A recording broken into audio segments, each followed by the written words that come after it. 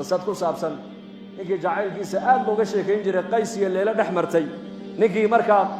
qays ayaa jacaylkii leela ayuu u waashay daraaddeed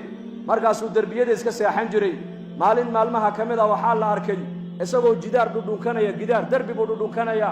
markaasaa lagu yidhi war qaysow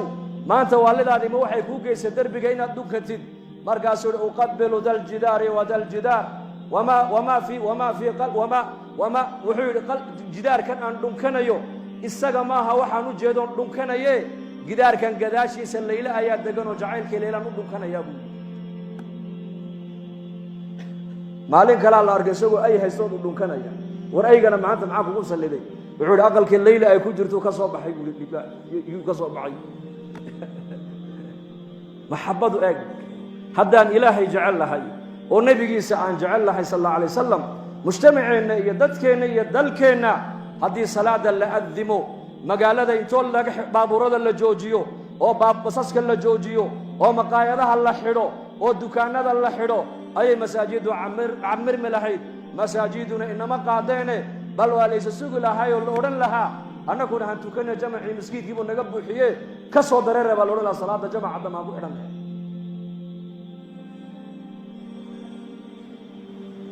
low kaana xubuka saadiqan la aطactahu hadday jacaylku uu dhabkaa yahay waad adeeci lahayd ina almuxiba liman yuxibu muiicu ninba ninkuu jecel yahay buu adeecay dhalinyarada kubadda jecel kuwa kubadda ciyaaray isku ekaysiiyaan kuwa heesaha jecel kuwa fanaaniinta la yidhaha bay isku ekaysiiyaan kuwa siyaasadda jecel siyaasiyiinta isku ekaysiiyaan kuwii nebi maxamed jecel nebi maxamed bay isku ekaysiinayaan magaalada madiina ayuu nebigu soo galay calayhi salaatu wasalaam wuxuu arkay madiina yahuuddii la deganayd ansaar oo maalinta caashuuro la yidhaha soomaysa waa 10ka muxaram weeyaan markaa buu nebigu ku yidhi waa maxay yahuuddu maalinkan ay soomayso markaasaa la yidhi waa maalintii ilaahay nebi muuse uu ka badbaadiyey waa maalintii nebi muuse iyo reer bani israa'iil ilaahay jalla wacalaa uu badda u dilaaciyey ee dariiqa ilaahay uga jeexay badda ee laga badbaadiyey halaagga ee cadowgoogii fircoonna la halaagay weeyaan nebi muuse soomay calayhi salaam annaguna waxaan u soomaynaa shukri iyo mahadnaq baan u soomaynaa oo waa diintayadii iyo nebigaygii baan ku dayanaynaa markaasuu nebigu saxaabadiisii ku yidhi annagaa uga xaqle muuse sooma caashuuraa kal dambe haddaan gaadhana sagaalaadkaan ku dari buu rasuulku yidhi yahuudda muxuu nebigu ku khilaafay caadaadkii kuma khilaafin bal wuxuu ku khilaafay cibaadaadkii buu ku khilaafay mujtamaca muslimiintana maanta caalamka meeshay doonaanba ha joogaane dhallinyaradeenna mujtamaceennu inta badan waxayna saameeyey waa reer galbeedka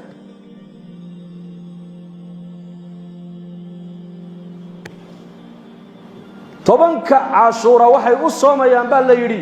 waa maalintii nebi muuse ilaahay badbaadiyey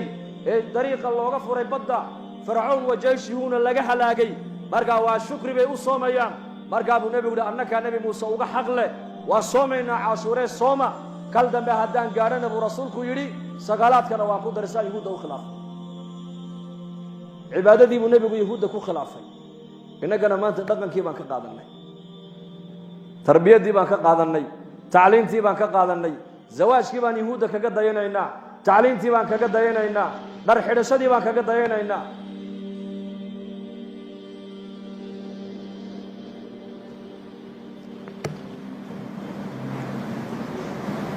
marka saxaabigii dahabkii nebigu uu ka tuuray inuu qaato uu iska diiday limaada waxuu garanayaa nebi maxamed qadarkiisa sal allahu alay wasalam waa jiilkaasi qarna alawal waa waxaan lagu gaadhi karayn bay kamid tahay arrimahaasi inay gartaan nebi maxamed qadarkiisa calayhi salaatu wasalaam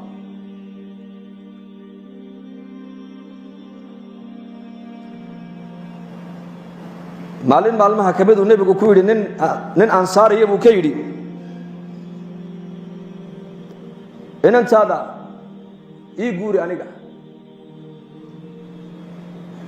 markaasuu yidhi ninkii ansaarigii nicama wa quratu caynin buu yidhi oo nebi allow adiga ayaa ku heli kara buu yidhi adiga ayaa ku heli kara markaa buu nebigu yidhi anigu ma rabiye waxaan u rabaa julaybiib baan u rabaa julaybiib wuxuu ahaa nin magaalada madiine oo dhan guri walba lagaga sheekaysto la yaqaano dabeecaddiisa وطبيعة waxaa lagu yaqaan xoogaha akhlaaq xumo ah dadka ayuu la kaftami jiray xataa haweenku la kaftami jiray markaas dadka reer Madiina oo dhan waxa isku sheegeen gabdhihiina Julaybiib ha iskaga dhisina min dabeecadiisu aan fiicnayn oo dumarka meelaha iska marmarayo hadduu doono la kaftama marka waa nin akhlaaq xun weeyaan akhlaaqdiisaasi aan wanaagsanayne waa lagu sheekaysanayaa Madiina oo dhan baa ku sheekaysanaysa waa ninku nabigu leeyahay ninkii reer Madiina inantaadii aniga isii markaasuu saxaabiga yidhi nabi allow adiga ma inantayda ayaaba ku heli kara haddaad adigu tidhi isii waaba nicmad ilaahay aniga isiiyo indhahayguna way ku raaxaysanayaan inanteediyo xaas adiga ku noqotee hel buu ka yidhi markaasuu nebigu yidhi anigu ma rabiye laakiin waxaan la rabaa buu yidhi Julaybiib baan la doonayaa Julaybiib markaasuu yidhi xataa ushaawira ummaha hooyadeed baan ka talagelinayay ii kaadi buu ka yidhi hooyadeed baan la soo tashanayay waxaa la yidhi reer Madiina curfi dhaqan waxay lahaayeen gabdhuhu haddii ay gaadhaan da'dii gabdhaha lagu guursanayay ninka gabadhaa dhalay inantaa dhalay intuu nebiga u yimaado ayuu oran jiray inantaydii way qaan gaadhee nabi allah haddaad inantayda adigu aad doonaysidna waa kuu diyaar haddaad cid kale u doonaysana waa kuu diyaar dadka qofka aad khayr ku tuhmayso inaad inantaada la doondoonataa waa min as-sunna weeyaan Xafsa binta Umar markuu ninkeedii ka dhintay Umar bin Khattab intuu socday ayuu Uthman u sheegay ku yiri haddaad doonto inanteeda Xafsa waan kuu dhisi markaasuu Uthman yidhi waan soo fikiri isku noqday markaasuu yidhi yaa Umar waan fikiray waxa ii soo baxday sanadka maanta inaan guursane hay sugina walaal iga raalli ahow jazaakallahu khayr buu ka yidhi haddana maalin kale Umar socdo Abu Bakar buu la doontay Xafsa yidhi yaa Abu Bakar Siddiq haddaad doonto inanteeda Xafsa waan kuu dhisi waa kuu diyaar markaasuu Abu Bakar uu ka aamusay لماذا محو عمر إن أنتي حفصة وعثمان يا عمر ويا أبو بكر وأبو بدقيا ما تقانا عرفي قبرقة مسلمين تو أي لهايان وحا كمدها إن أنتو هدي قادك دادي قبلها اللي قبور سنيي وحا أصوها صاوايا أبهد ولا الكيد أدير كيد يا أبتقيد هل كينكو أن لنا صوء يقول أربحاني الآن يا أبا متشغية أوندي يا ولي بهيئتها وشغية هيئتها اوغا هيئتها خرج بربريها المبتع لا اله الا الله سو ايغا ماها ادال ان انتادو اني دبد او سو بخدا ماها وقرنا في بيوتكن ان انتادو وين حق دم فديدا جلبابك ugu horeeya gabadha muslimadu ay xidhanayso waa inay guri joog noqoto weeyaan baahideeda wixii dibadda ka yaalana markay u baahan tahay ama aabaheed ama walaalkeed ama inankeeda ama adeerkeedu aabba la dhashay أما أبتجد هو يلا ده شيء أما ولا الكيد بسوق حين يصور راعيا لماذا ما هي يصور راعيا ما هن تسلط إيو سيطرين قبلها الله سيطرين إيو واختيارك الله قاعد يا همودن إن يا مسلمتي بل أدوكو كو إلى يا وقارد غور كاجي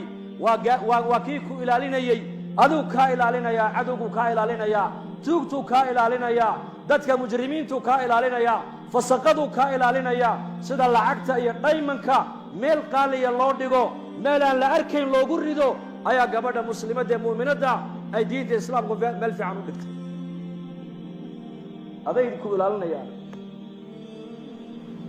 إنك أنا ما أنت واحد لقد داعي دين دي إسلام كدومر كاختيار كيف قادو أقل هذا فردي يا بيتري أقل كفردي شرفت هذا أقل كينا الفردي دا كوكو فلان شرف بيكوتا يقول لك أنا فردي صدون دون ماها أبي بكر عمر إسقى أدون أوها ساوي ننتيسي إن أنت أعد الشيء ذاتك الخير كنتهم يسو إن أدوب بردك تانا عيب ماها ما أنت إنك حاجة نوحة لو أركا أدونيكو إن أنت سأو رقا أوير أصوها ساو وحال يسعرون بوسلية هاي ورمتو عقلوها ياو نقع عمينا يا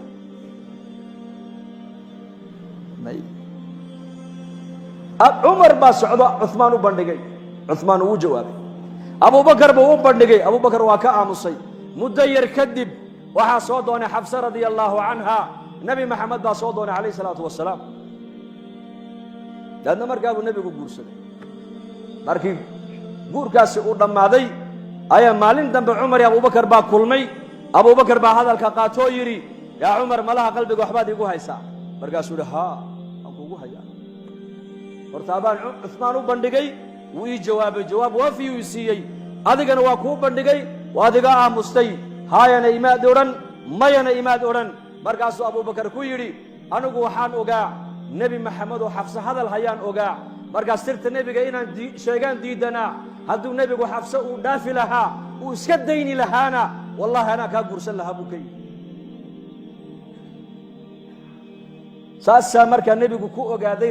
رير مدينه رير كان انصاريد gabadhoodu inay qaan gaadhay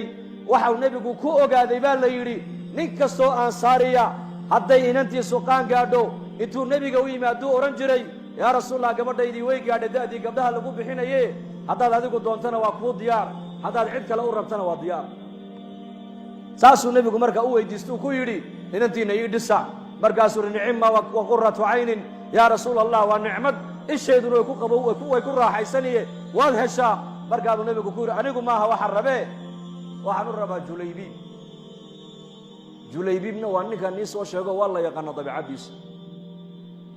markaas Julaybiib ha u istaagay ninkii inanta hooyadeed bal la soo tashanaya dabaliikaadi markaa nabigu hay la soo tasho markaas ninkii saxaabiga islaantiisii u yimiday wuxuu yiri inanteeni waa la soo doonay ayaa soo doonay bay ku tiri markaas rasuulka ilaahay ba soo doonay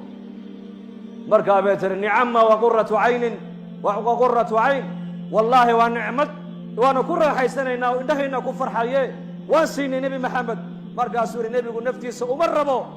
markaa bay tiri hada ayuu rabaa markaas uu Julaybiiba saasay tiri Julaybiib markaas ay tiri may Julaybiib ma siinay inanteeda hebel baa soo doonay waanu diinay hebel kala soo doonay waanu diinay Julaybiib waa ninka taqaanid adiguna ee magaalada Madiino dhan lagu hadal hayeen lagu ballamay inaan inanba loo dhisin war Julaybiib u dhisamayna qof kale nabigu ha keeno hadalka markay ku tiro ninkii soo jeestay ayay inantii oo xagga dambe ku jirta ayaa tiri hooyo aab aniga dhageysta ma nabi maxamed baad amarkiisa celinaysan bay ku tiri alfis ma nabi maxamed alayhi salatu wassalam oo aniga ibixiyay oo Julaybiib yiri siiya miyaad amarka nabi maxamed celinaysan oo diidaysan wallahi bay tiri he halka uu nabi maxamed raaliga uu igala noqday aniguna raali baan ka ahay ibixiya bay ku tiri markaas ay ku tiri islaantii waa run hadalkaasi orodoo nabiga u sheego ku dheh halkaad raaliga adigu baad kala noqotay inantayadii anaguna raali baan kala noqonay markaas saxaabigii baa nabiga u yimid oo nabi Allah inantii Julaybiib waan siinay aroos guurkii uu Julaybiib u diyaar garoobayo ayaa waxaa dhacday fazca waxaa la maqlay cadow inuu soo socdo ciidankii baxayay buu markaa Julaybiib u raacay markii la dagaalamay ee gaaladii la jabiyay la laayay ay baxsadeen ee meydkii dhaawacii la kala guranayo ayuu nabigu saxaabadii ku yiri war anigu nin baan tabaya war nin baan arki lahay markaas la yiri nabi Allah waa ninkee markaas Julaybiib away markaas meydkiisa la doonto waxa la arkay isagoo 7 mushrikiin intuu dhulka dhigay isagana markii dambe lagu daro meeyda oo dul yaala markaa buu nabigu yiri wallahi kaas Julaybiib anuu iga mid yahay aniguna isaga ka mid ahay 3 jeer ayuu nabigu hadalka ku celiyay ila anigu Julaybiib anuu iga mid yahay ana isaga ka mid ahay waa maxay sidii aan raaliga ka ahaabo u dhintay weeyaan waa iga mid maalinka qiyaamahana jannada waa rafiiqiga weeyaan markaasuu nabigu gabadhii buu xasuustay gabadhii cajiibka ahayd markaasuu ilaahu gabadhaas ilaahu arsaaqada sida roobka ilaahu kaga dhig khayrka ilaahu sida roobka kaga dhig maciishadan ilaahu ciriiri weligeed ha ka gelin buu rasuulku yiri gabadh armala oo ka baraka badan oo ka xoolo badan bay yiraahdeen asxaabadu nama soo marin gabadha mooyaan laana ducadii nabigeena ku dhacday sallallahu alayhi wasallam